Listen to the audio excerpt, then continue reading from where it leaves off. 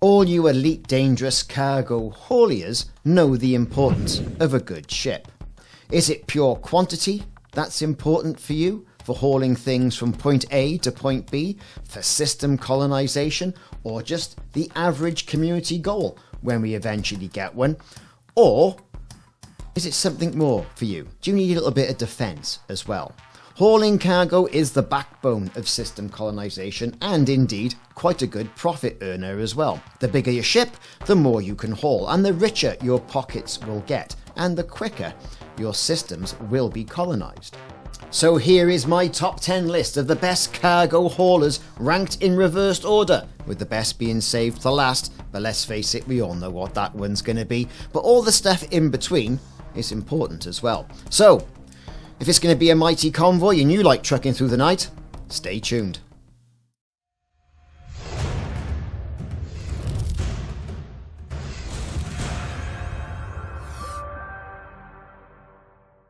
Alright then, buckle up commanders, because we're about to delve into the glamorous world of space trucking. That's right, hauling cargo. It's not as flashy as blasting Thargoids or pirates or other NPCs or even PvP.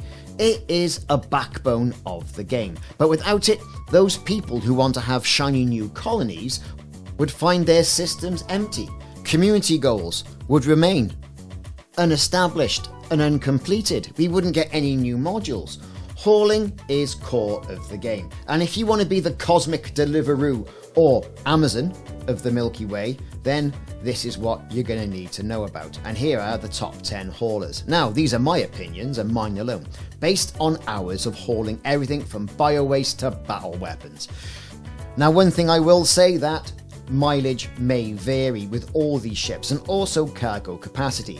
If you like to grab danger by the sack, so to speak, and run shieldless, that's completely up to you. You will maximize your hauling potential on all of the ships that I'm going to talk about. However, you do run the risk of being mugged off and all your cargo being dispersed across the expanse. Or you may even just plough into a planet's surface, not realizing it's a high G world and not being able to compensate for the big lumbering hulk of ledge you've got carrying all your material. Another thing to point out as well is frameshift drive tuning, engineering, whatever you want to call it. You can get a new SEO frameshift drive which will give you additional distance and range for whatever ship you put in, but also get yourself to Felicity to get that thing tuned up, and you'll maximize your hauling potential. And that's with any ship you've perfectly got in this game.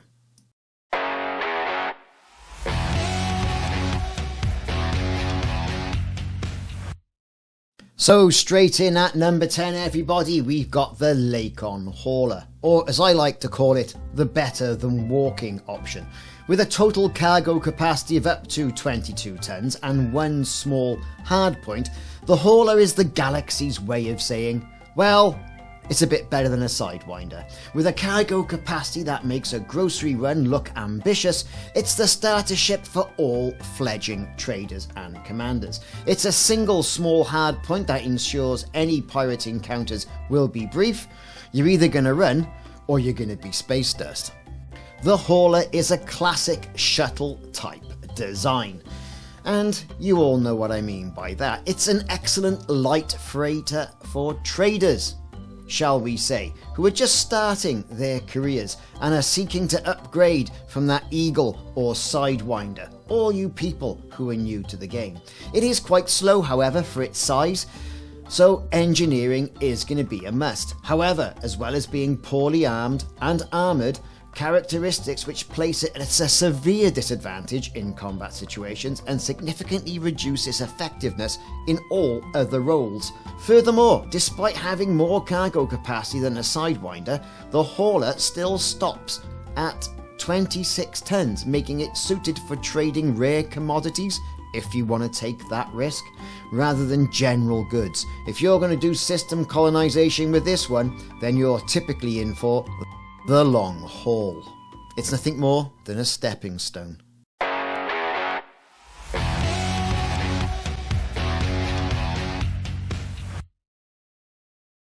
Time to turn our gaze now to the Zorgon Peterson Adder, That's right, folks, the ship that says, "I can't believe I'm not a fighter" kind of ship.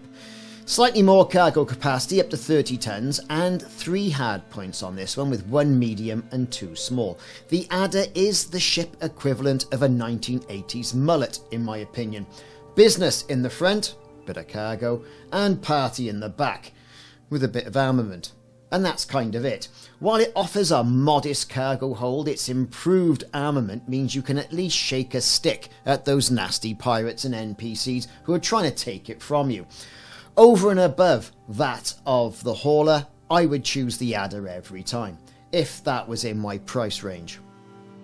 As a multi-purpose ship as well, it's known for its sturdiness and reliability, making it the taxi of choice for apex taxis. And also, it's the cheapest ship with a Class 2 hardpoint and armour hardness on par with the Cobra Mark III. The Adder is a reliable early choice for combat for those early on commanders. The hardpoints also give the Adder the distinction of being the cheapest ship capable of mounting a Class 2 mining laser, should you want to go mining in one of these, or a seismic charge launcher. Either way, it's an entry-level ship, and that's why it's at number 9.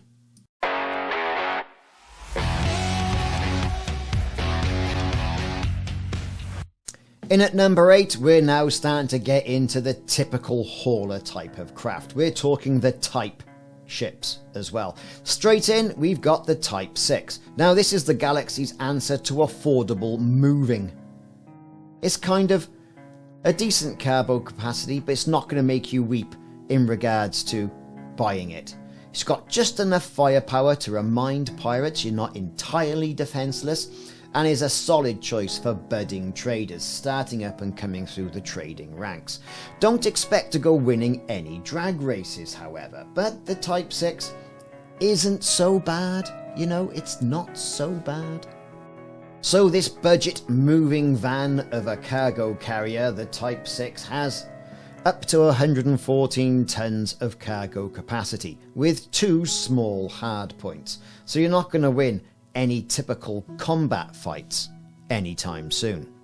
The Type 6 is a medium ship and is manufactured by Lakon Spaceways. The Type 6 transporter is seen by many independent pilots as a natural progression if you're a haulier from the Cobra Mark III. Why would you want to change a Cobra Mark III for one of these is nobody's business. When you appropriately outfit this, it will give you decent, sufficient cargo.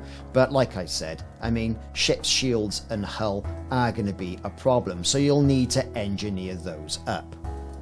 For me, the Type 6 is second only to the Hauler as the worst ship in the cargo hauling role. And, you know, it's one of those things. It's a nice big cockpit, quintessential of Lakon Spaceways, but other than that, you can do much better if you just save your money a little bit longer.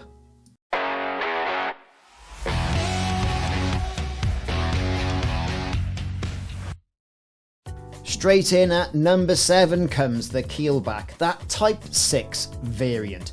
This ship can't quite decide whether it's going to be a cargo ship or it's going to give somebody a bloody nose in combat. It's not what you call the most fantastic of combat ships, but with the rotating thrusters, it does make it quite a manoeuvrable sausage. Where this ship does excel, however, is mining. And mining, I think it's a lot of fun. Cargo, I think it deserves its slot at number 7. But mining really is where this ship does shine, with its 2 medium hard points, large cargo space, and the ability to deploy a fighter bay for protection. This medium-sized keelback is one of the best ships available for the mining job, although I do personally prefer the Type 8 now it's available in-game. That's the thing. Fighter hangars make for great protection for any miner as well, and it might make that more appealing than some of the other smaller ships that people will take into an asteroid field. The Lakon Keelback is that ship for commanders who can't quite decide between hauling and picking fights. Decent cargo space, like I said, but it is a bit like bringing a knife to a gunfight if you're going to take it into combat. Cargo capacity up to 98 tons, the hard points are 4, 2 medium, 2 small. And you could say, well, you know, it's not really a combat ship, but but it would be a stretch.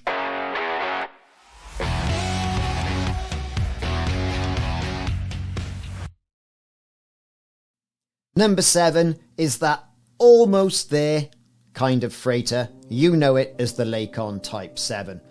Good old cargo capacity here. Now we're getting into it of 304 tons and 4 small hardpoints. The Type 7 is that ship that says, well, I really wanted to be a Type 9, but I haven't really got the money.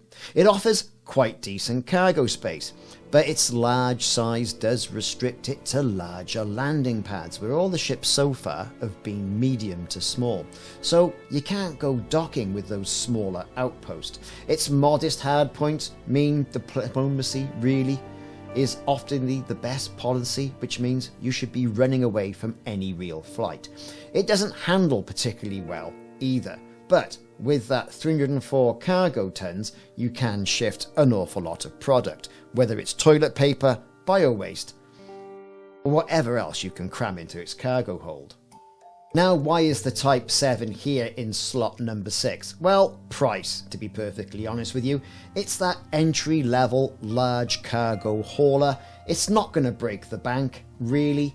It's low purchase cost, moderate jump range, moderate defences and manoeuvrability make it an accessible option for those commanders who are looking to get into bulk movement.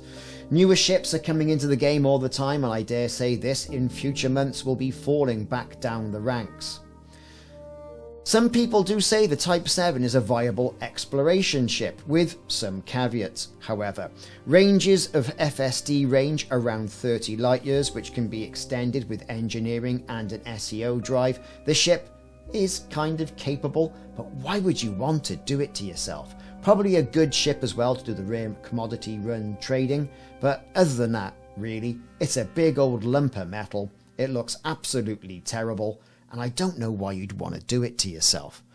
There are far more better ships in-game, and probably far more better ships coming.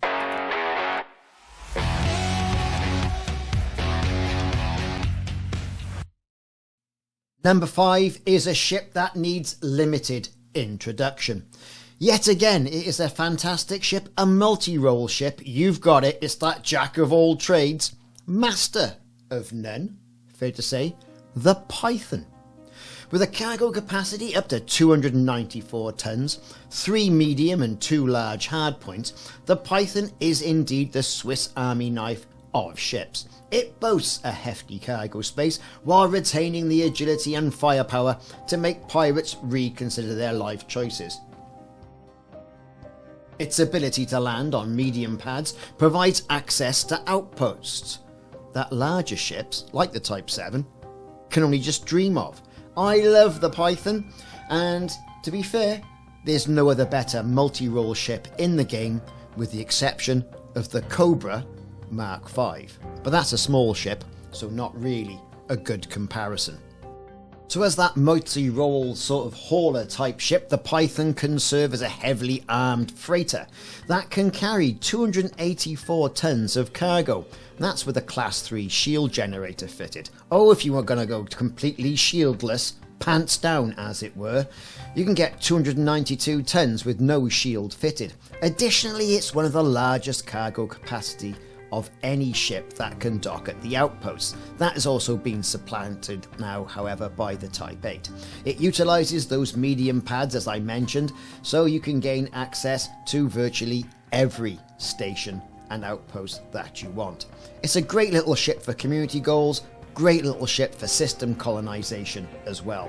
Combat as well will see you put off any pirates that want to take any of your toilet paper that you might be carrying to get rid of all that bio waste. However, this ship really does need a bit of engineering. What with the power capacity and power distribution.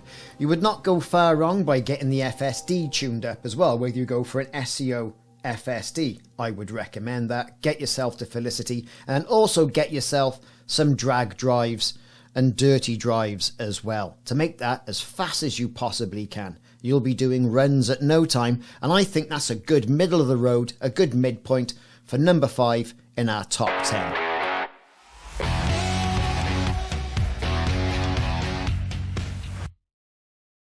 Now we're starting to get down to it now with some contentious topics.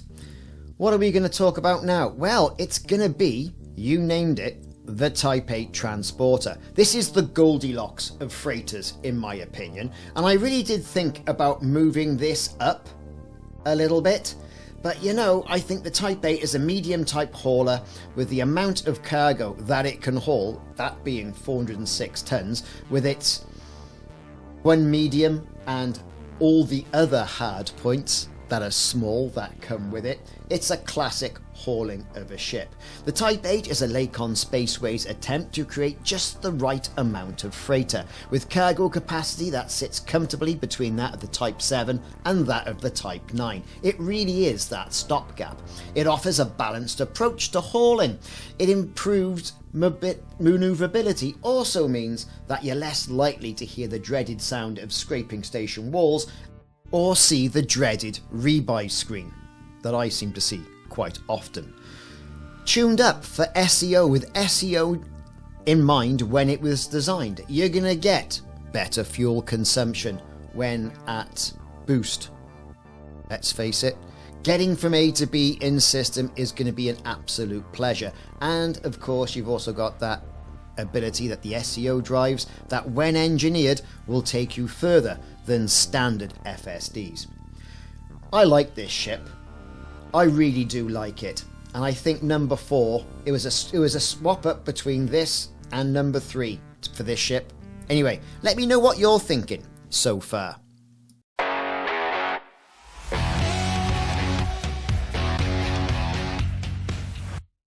For number 3, I've got the Lakon Type 9 Heavy. Oh my god, what a ship. This, to be fair, I struggled with. I really did, because it's got a cargo capacity of 790 tons, 5 hard points, try and fend off people. It is the behemoth of bulk hauling, although not the best hauler in the game, and that's why it's at number 3. The Type 9 Heavy is the equivalent of a sumo wrestler who's just had all of the pies. It's massive, it's powerful, and not particularly fast. Its enormous cargo hold makes it a favourite choice for large-scale traders, but its sluggish handling requires careful navigation and feathering of the thrusters. Pirates may salivate at the sight of a Type 9 Heavy, so you need to arm yourself and get your armour tuned up with engineering to fend off those pesky pirates. For me, the Type 9 Heavy offers a large option without anything stuck behind a rank wall. And what do I mean by that? Well, we're talking about the cutter, and we're obviously going to talk about the cutter in one of the next 2 slots. But the cutter is behind a rank wall. The Type 9 Heavy isn't, and is considerably cheaper than some of the other ships that I've got in the remaining list of the game. And with 790 tons cargo capacity, up to that is, with no shields, it's no slouch when hauling things.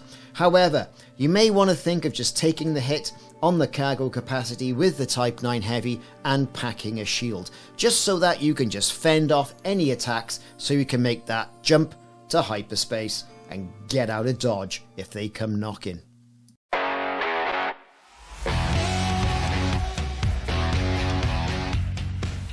So I bet you're thinking already, what's going on? What's he mean he's put the Type 9 at number 3? What could he possibly be thinking about number 2? Well, it has to be the Anaconda, the do-it-all legend.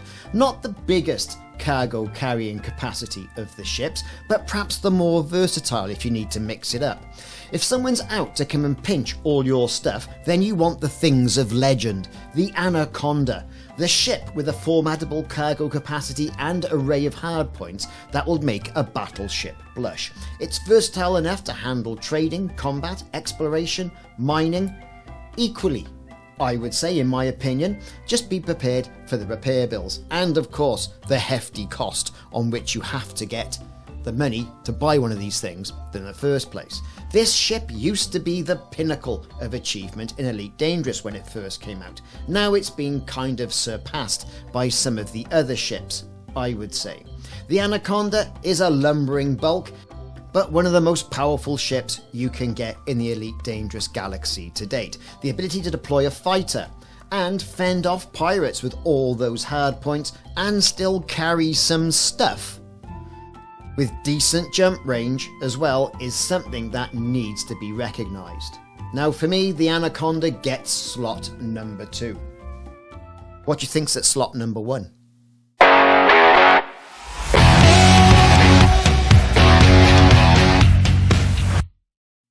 So for me, the number 1 best hauling ship in the Elite Dangerous Galaxy to date has to be the Cobra Mark IV. No, only joking, it isn't. Of course, it's your best favourite ship and mine, the one that is locked behind a rank grind of the Imperial rank. It's the Imperial Cutter by Gutamaya. The Gutamaya Imperial Cutter is without doubt, if you can achieve the Imperial rank to attain this, that of Duke and above, will enable you to shift up to 794 tons of cargo capacity and fend people off with 2 large and 5 medium hardpoints. It is the luxury yacht of cargo ships, you could say, but I doubt that cargo capacity was forefront of the designers' minds when they built this. When you first see the ship, you see its sleek lines, you see its ability to fight off attackers. It's no slouch, meaning you're gonna absolutely shift your cargo. Perhaps one of the fastest ships we've spoken about. The Imperial Cutter is the epitome of style and substance. It offers the largest cargo capacity available in the game so far, coupled with that impressive speed that I mentioned. Enough firepower to make any pirate weep. However, this luxury does come at a price. Not just in credit, but as I mentioned, time to attain it by going through the Imperial faction grind of ranking up within that particular power. Those Imperial Navy ranks, it's not a bad grind, but it's one that's necessary. But once you're in the pilot seat, you'll understand why the Imperial Cutter is the quintessential cargo ship of Elite Dangerous so far in the game.